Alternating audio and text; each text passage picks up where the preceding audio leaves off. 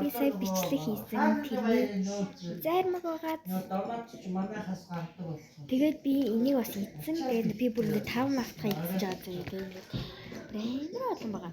Тэгээд би ингээд энэ би энийг одоо спорт оруулах за юу зүгээр нэг хэлж байгаа юм.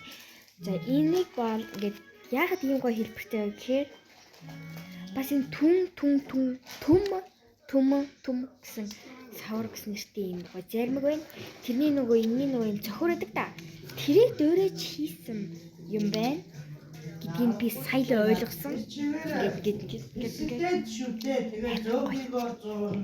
за тэгээд энэ маань заяо ингэж байгаа юм. Онгойлгоод шууд уун. Хөлдөөж идвэл илүү сайхан.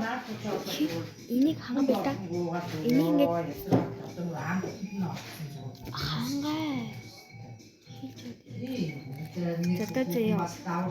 Тэгээд энийг хайлуулж идэж болно. Тэгээд бас ингээд ийм гоё. За манай ийж ирээд байгаа шүү ойлгоорой. Зэний ийм гоё. Тэгээд энэ ингээд смайл аваад ийм жимстэй байхгүй юм чи даварцсан. Тэгээд ийм 95 г. Тэгээ би сая нэг юм ингэж амсч үзлээ өчтөр орой. Тэгээд өнөөдөр сая ингэж жоохон ингэ хайлуулаад идсэн байхгүй юу? Хайлцیں۔ Тэгсэн чинь хамгийн гоё нь нухаш. Тоорны пичний нухаш гэж байгаа байхгүй юу?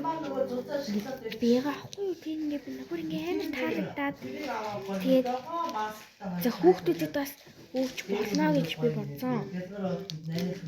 Тэгээд ингээд энүүгээр ингэ шахаад идэж уудчих болно.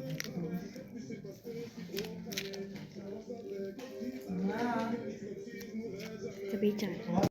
За тэгээд ингээд за ийм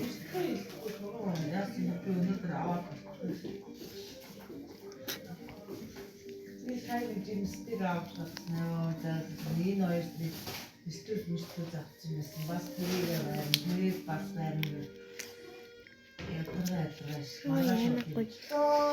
Тэгээд ийм нэг авч дээрээ аим гоё юм байна. Тийм гоё юмыг та нар авч заавал идэж үзээрэй. Миний амталж байгаа зүйлийг та нар ч бас амтлах хэрэгтэй үстэй.